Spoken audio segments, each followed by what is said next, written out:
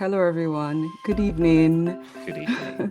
Thank you so much, Seacode. You're welcome. Thank you also, Dr. Shahenda, and the brilliant panelists from the session we just had. I'm sure that you will all agree with me that African Voiceover Day has been powerful so far. From the rich history of AVD told by the delectable Jennifer Canary to the very powerful keynote address, it's been great and it's about to get even more explosive. Participants, I would just like you, I acknowledge you, I celebrate you, but I'd like you to celebrate every speaker who has spoken here today in the comment section. Please just give them an emoji or just leave one comment for them in the comment section. Just appreciate all our speakers so far. It's been really great. And also, I just wanted to remind us to um, go on social media. Don't forget to share your experiences on social media.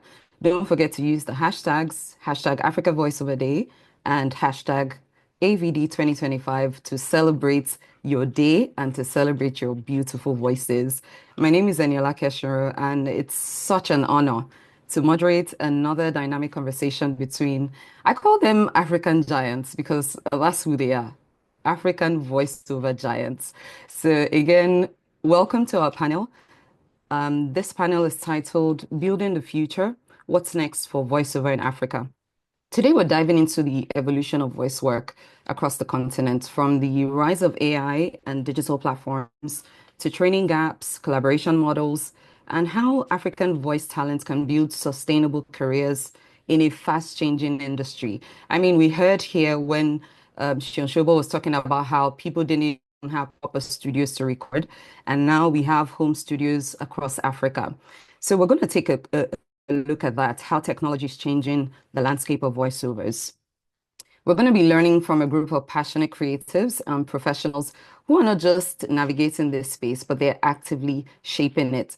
Let me start by introducing our panelists, but I want to do it in a different way. So once I read their profiles, in the spirit of Africa, I would like our panelists to do something for us. Please indulge me. After my introduction, after I read your profile, please teach us one phrase in your mother tongue. It could be a phrase, it could be a word, it could be a greeting, a proverb, anything at all from your, something that showcases the beauty of your part of Africa.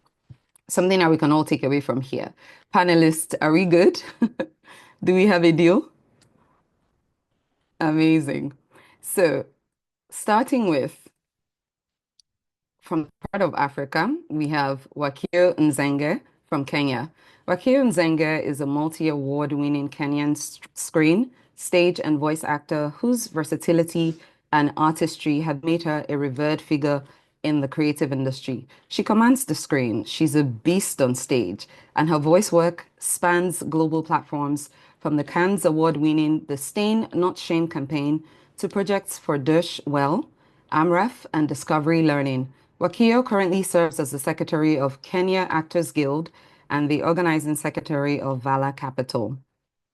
Wakio never passes an opportunity to share her professional experiences, knowledge, skills, and insights. You find her in conferences, in workshops, on virtual training sessions, and even writes at the Kenya National Theatre, where young actors would stop her to pick her brain on projects they're working on. Ladies and gentlemen, please give a warm welcome in the comment section to Wakio Nzenge. Wakio, please teach us something that we can take away from Oh, Kenya.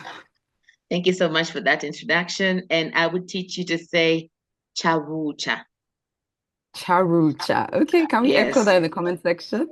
Amazing. What does that mean? chabucha. Chabucha just means thank you very much. I'll just type Ah, it up beautiful.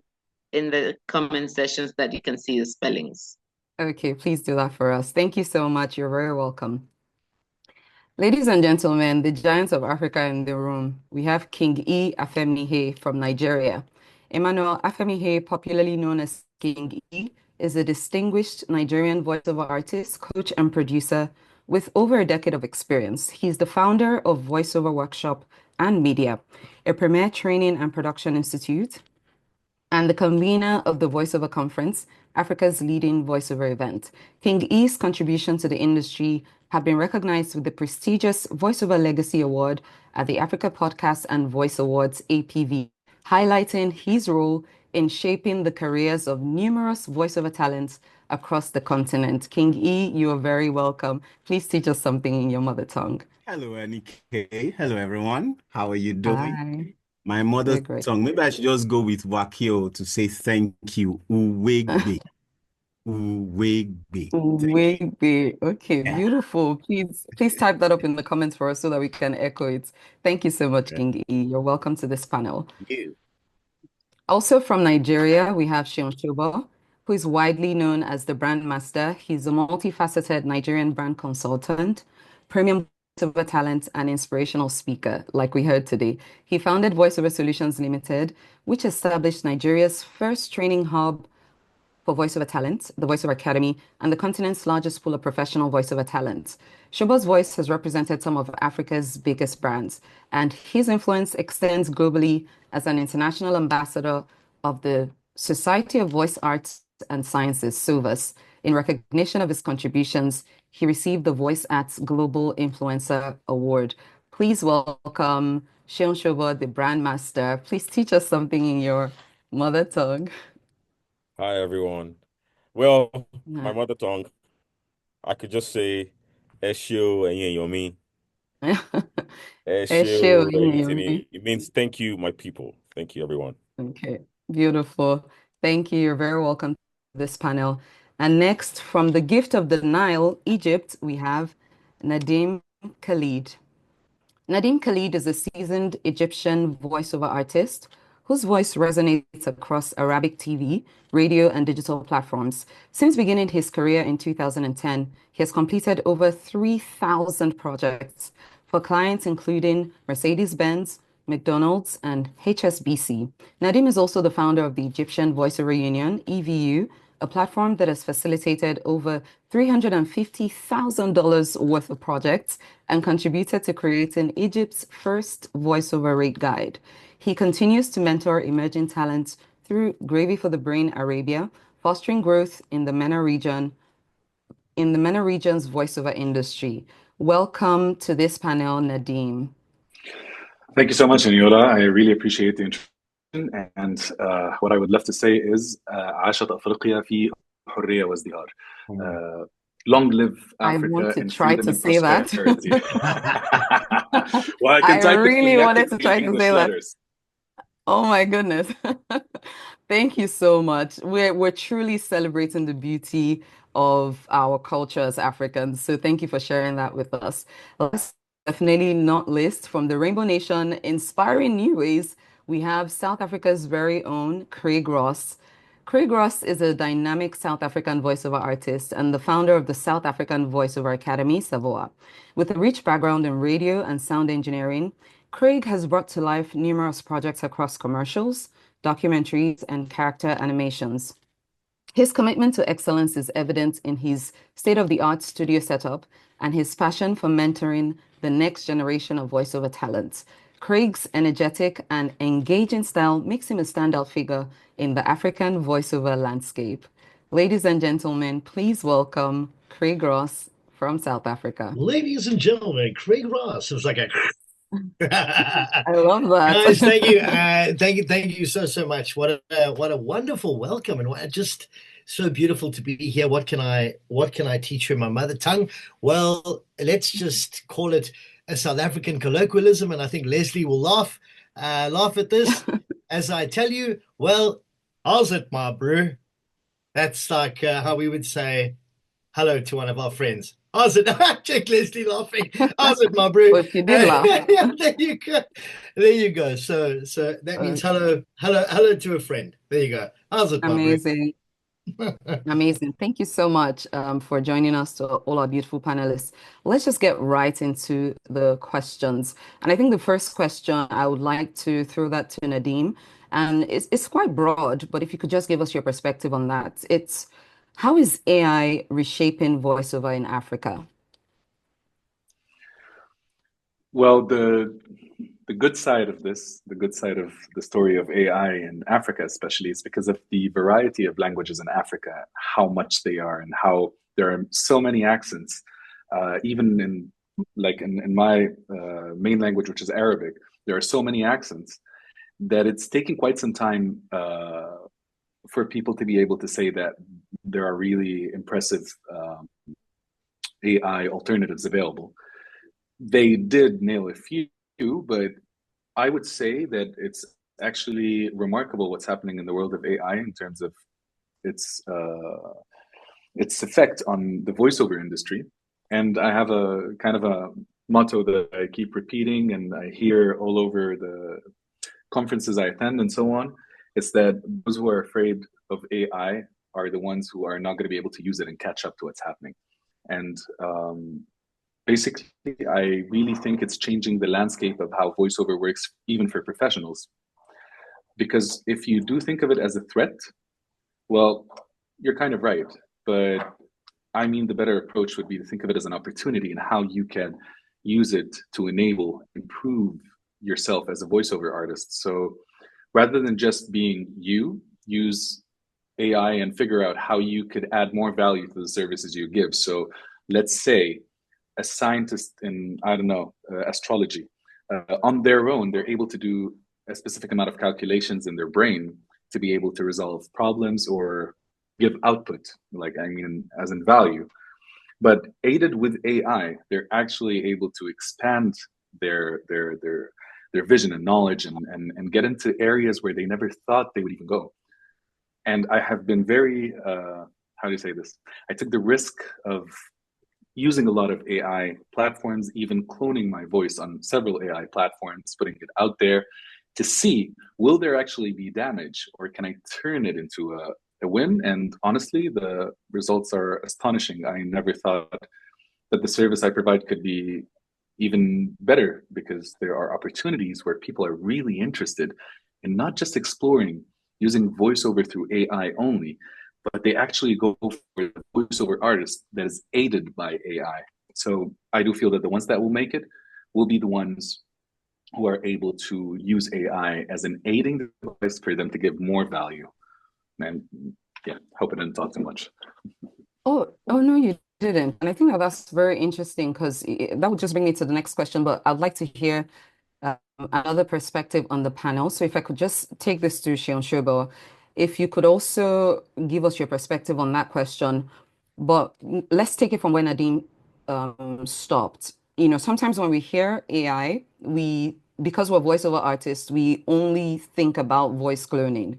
Are there other applications of AI that voiceover talents should be looking at? And I think this question is for Shion Shobo. If you could please just answer that for us. Thank you, Eniola. For me, like I said in my speech, AI technology is something to be welcome, but it can be a disruptor and a doorway. All right. It's a two-way thing. It's a two-way street. And one of the things that we must understand is that um, there are so many opportunities as much as there are so many threats, right? But what we have to Right. do as much as possible is find a way to encourage our countries, right, to have policies that will not allow technology harm our voices. Now, what do I mean by that? Policies that actually um, make sure that when your voice is being cloned or anything is happening with your voice, as especially for the AI data sets. So you have AI data sets, you have cloning, voice cloning, you have a lot of other things that AI does, especially or AI voices can do. At the end of the Yeah. day, those things, when they are collected, right, or they are used to train machines, how, what is the, how do I put it? What's the guarantee that those voices are going to be well kept? Now, those are the issues. Or those are the issues. What's the guarantee that your voice is not going to be heard in another place or in another country without you being knowing about? So, what I would say or advocate for AI right now, especially as you know, as concerning voiceover, it has to do with licensing, on understanding that there should also be technology where you're able to monitor your voice in real time. You know, if it's being cloned or Absolutely. if it's being used. So that is also something, an AI idea that people should bring to the. I think they even already have it, right? But Yeah. in Africa, we need something that will be that popular and democratized, such that people can also use it to trace their voice in this age of AI, right? Okay, beautiful. Thank you so much. And still speaking on AI, as much as possible, I want it to be a touch and go, but this is a very delicate topic right now because we have talents who are on both sides of the divide. We have people who are actively embracing artificial intelligence, and we have people who are actively averse to using it right now. And we're speaking about the future of voiceover in Africa. And this is new technology that it looks like we can't do without. So I just want us to stay on this topic a little bit before we move on to something else. Wakio, if you could please just answer this next question. Still on, technology, AI. What do you think that we should be doing now to ensure that African voice talent benefits from this technological shift? And if I could just guide you a little bit on that. Sometimes as a continent, we tend to play catch up, especially when there's technological advancement. How do you think that we now as Africans can not only benefit from the technological shift, but also lead the charge? Wakir, please answer that for us, please. Thank you so much, Eniola. Thank I remember very well when computers first came. My mother was a legal secretary, and she made us believe that she is going to lose her job because she was used to shorthand and typing with the typewriter. But the you. minute she started shifting her mindset and embracing the new technology, what happened is that she was able to catch on and she was able to go with the trends and she was able to secure her income and her job. And so technology is here to stay and it's advancing very quickly. So if you don't catch up with it, you'll find yourself on your own. But at the same time, as much as AI is creating efficiency in terms of there are certain jobs that are actually already taken by AI, especially entry-level voiceover jobs that don't need, the cultural nuances, or they don't need particular dialects or particular pronunciations or inflections and all that. But as Shobo said in his speech, legislation becomes very key in that as voiceover artists, let's not be left behind in conversations around governance and policy making. We need to add our voices and we need to be able to attend. I don't know how it happens in other countries, but in our country, in Kenya, what happens is when a policy is being passed, then it goes to public engagement. And if you're not there as an artist to speak up for yourself, then you lose out an opportunity to safeguard your interests. And so what I would encourage us as voiceover artists is that we need to champion for, first of all, the governments to recognize us as a profession. I don't know how it is in other places, but in Kenya still, you might find that when they're talking about creative economy, voiceover artists are not part of the designations that fall under creative economy. So it's to fight for your space first so that you can be able to push for legislature that will protect intellectual property and avoid these, ethical dilemmas where you find that your voice has been used without consent, or maybe, your intellectually property rights have been breached. So I'd encourage us to really pursue that. Also, another thing that voiceover artists can do is to really zoom into those contracts and to see what does it talk about, like reusing my voice or cloning my voice. So be careful in the contracts that you're signing, especially with international agents, and make sure that you know that you're protected and that your voice cannot be replicated elsewhere. Basically, it's just being alert and being involved, because governance and policy is the way to protect and safeguard us. Oh, amazing. Thank you so much for just highlighting that. And I love what you said about contracts. Everyone pay attention to your contract. If you can get it to a lawyer, it's best that you find a lawyer to have a look at your contracts before you sign it. Take a look at the fine prints. Sometimes they're just sneaking in that they're going to be sharing this with a third party. Usually that third party might be a cloning service or an AI service that is going to replicate your voice. So it's really important that you mentioned that, Wakio. Thank you so much. Now let's just move the needle a bit to voiceover education. And I would like King E to answer this next question. What would you say? We already know to an extent what is going very well in terms of VO education and training on the continent. In your opinion, what would you say is the lacking in VO education and training right now in Africa? And what can we do to bring that up to speed? All right, thank you so much, Eniola. Amazing speeches so far, right? To answer your question, I think that first of all, I just want to throw in this. We need to try as much as we can as voice actors to guard our hearts, because I mean the Bible says, guard your heart with diligence, for out of it comes the issues of life.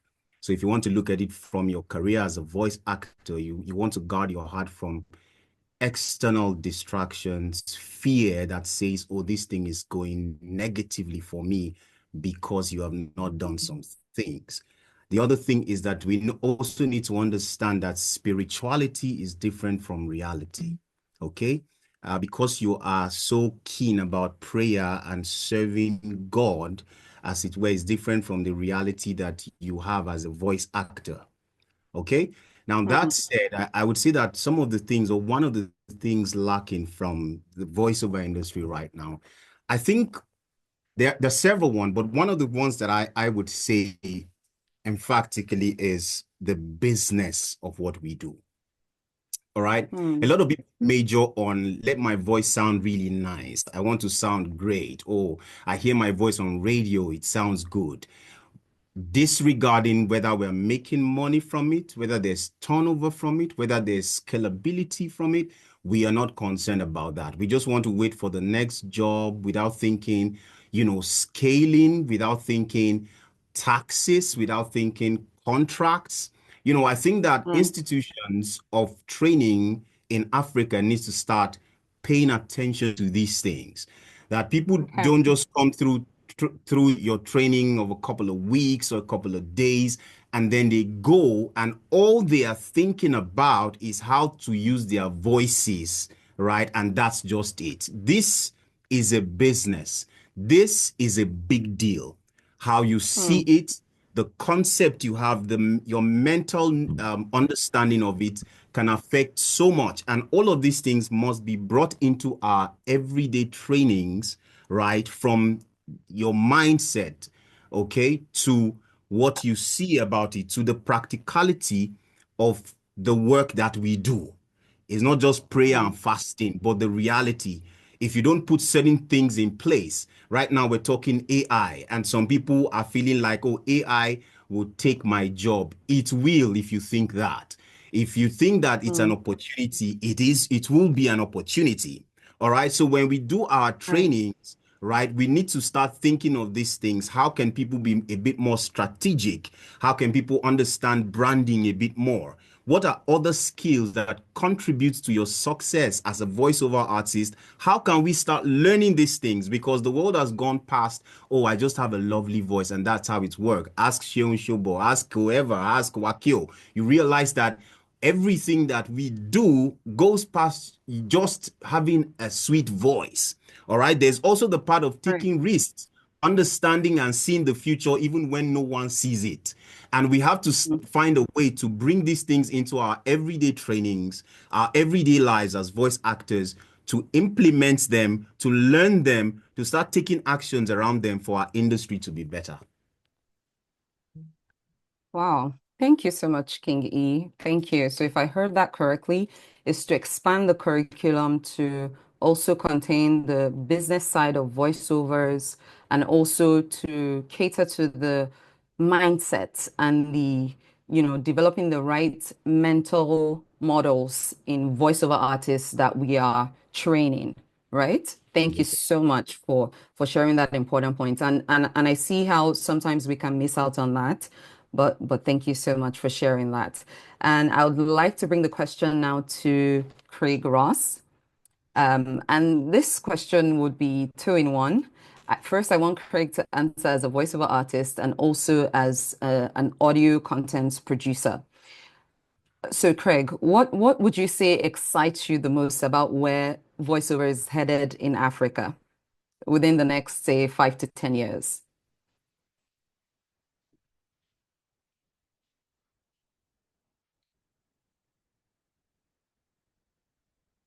Okay, is Craig there?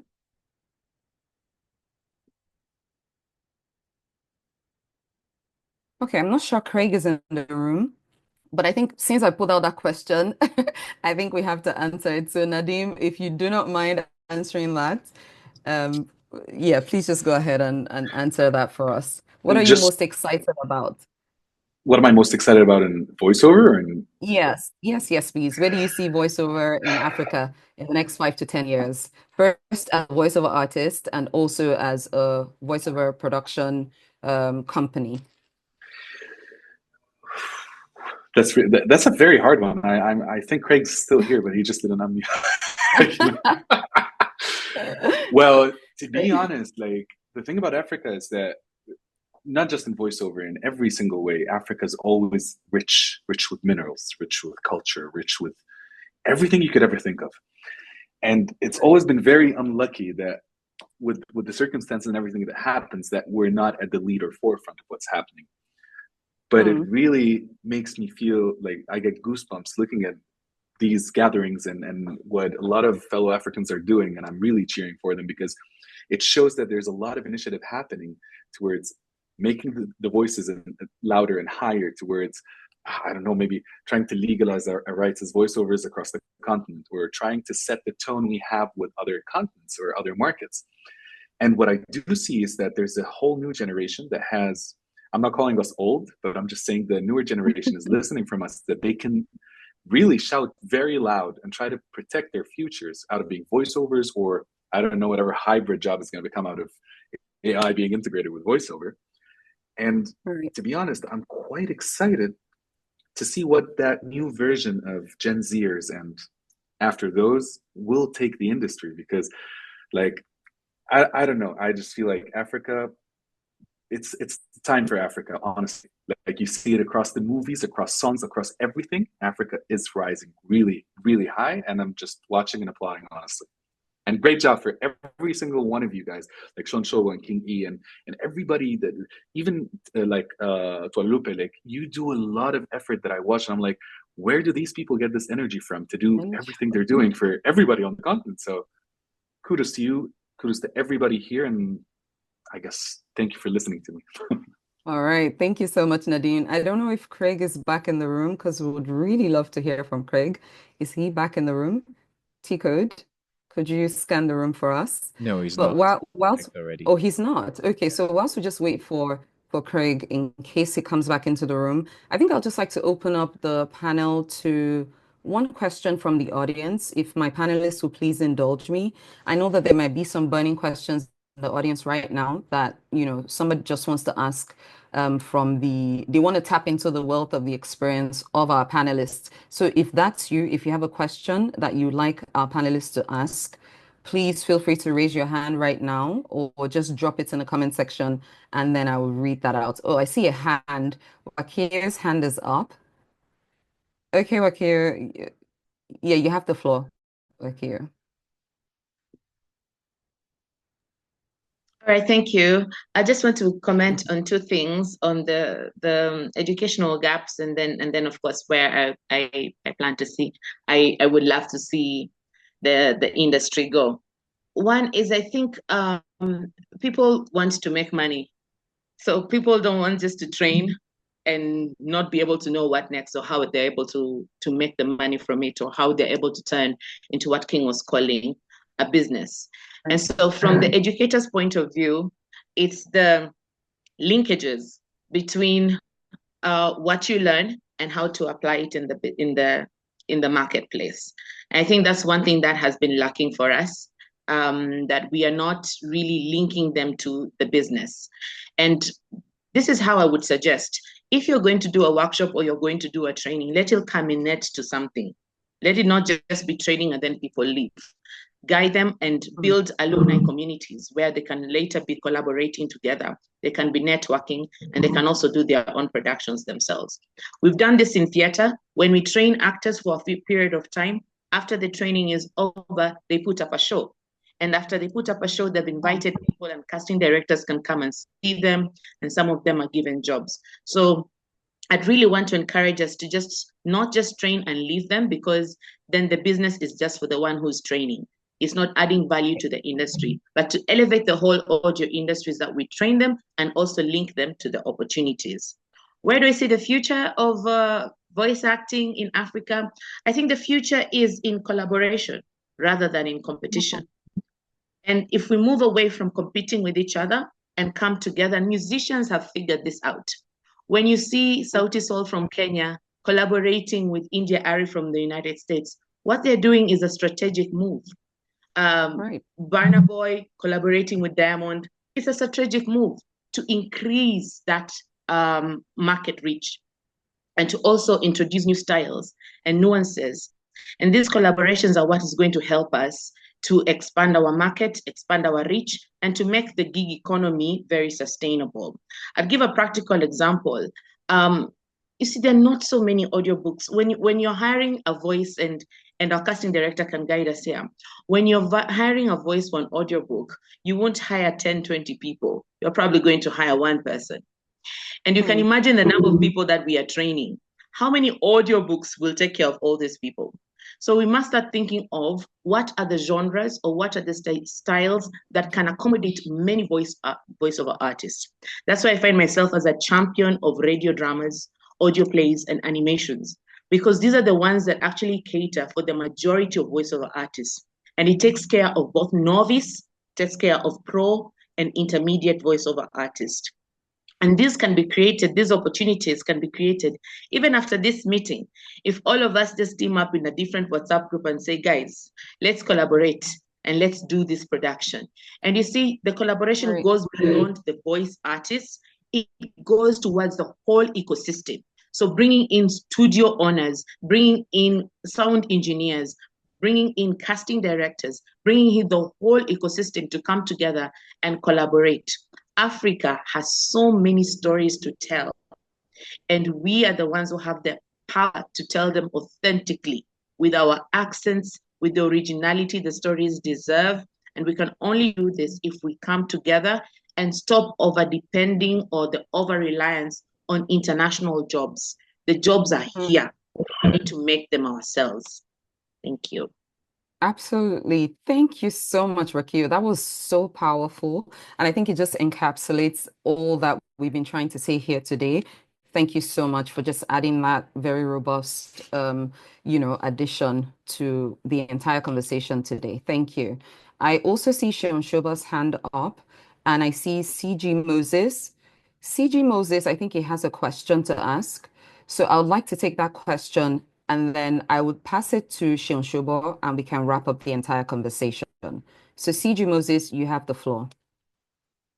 Please unmute and ask your question. Can you hear me?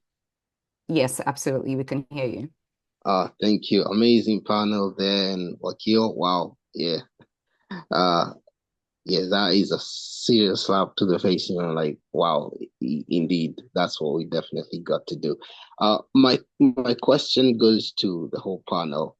I'm an AI user, but on a whole different level, different section, because I'm visually impaired. I usually use screen readers, a screen reader to do my audio production as an audio producer here at Focus Studios. But I was wondering how to best use AI for production itself, like with softwares and all, audio software, with the audio production softwares, editing and all, how to best use it and how to actually just go about it as a whole. Thank you. Thank you. Which of our panelists would like to answer that question? Any of them could. I believe. Any of Okay, great. All of them, actually. Okay, Yeah. great. So, The more the merrier. okay, thank you. Thank you so much for that. Thank you so much for that question. And I think it will lead to an even wider conversation, because I remember when I was asking about, other use cases for AI, sometimes we just think about voice cloning only when we think about AI in voiceovers. but they're just Mhm. other use cases. But I'm sure that somebody on the panel will be able to answer that question for you. Um, but please just hold on to that. Let's hear from Shubo, and then I think someone else on the panel would respond, and then we can close our panel. Over to Okay. you, Barrister. So answering the last question. I Okay. know that there are production tools, AI production tools. If you go online, you find a lot of them. I mean, there was one I was able to use three about 4 days ago, right? I was trying to Right. adjust something, but it wasn't working. So I looked up. I just said, let me even try this. So I went on. I had to pay $20 though, but it was called Layla.ai, right? It helped me smoothing something that I was trying to smoothing out, right? I was trying to create something, a cheat mode somewhere, and it worked. And I was able to send it to the client, and the client was like, okay, I like this. I like this. So as much as possible, you can use those products. There are a lot of them online like that. There's Layla.ai. That was the one I used. There are a couple of other ones that you can use like that if you I, put. I think there's also Adobe Podcast, but I think that that's just basic Yeah, that's just audio basically. cleaner. But even Adobe has some AI tools that you can also use as well, right? A lot of these Mm. softwares they also have inbuilt AI tools that you can also use as well. So as much as possible, even Adobe does have that as well, some AI tools, but some of them are more advanced than the others, right?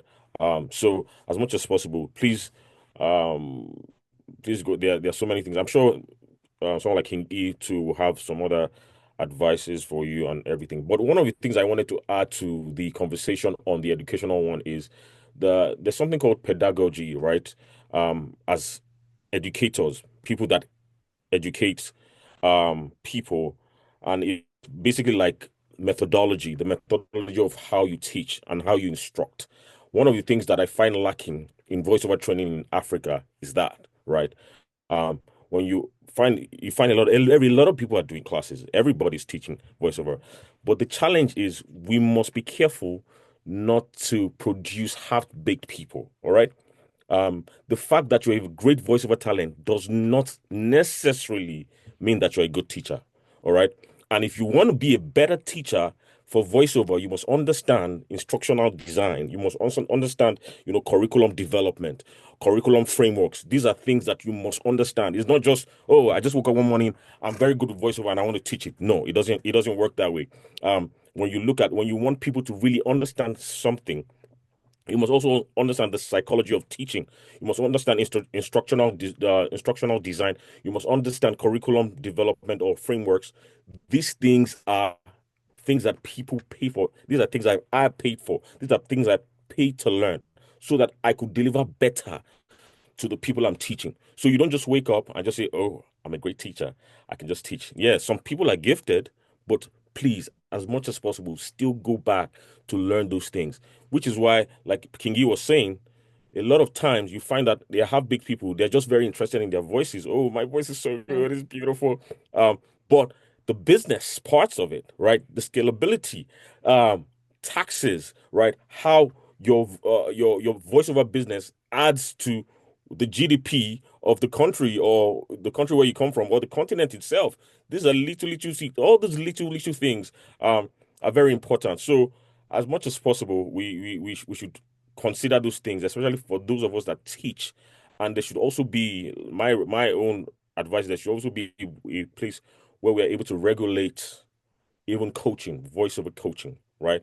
Nobody just wakes up one morning and just says, "Oh, I can coach." No, no. Mm. Now that's on one side. Then the second side, exciting things about the voiceover industry. There's so many exciting things. I mean, in 2019, I was talking to a couple of students and I told them, I said, listen, very soon the world will be scrambling around for African stories.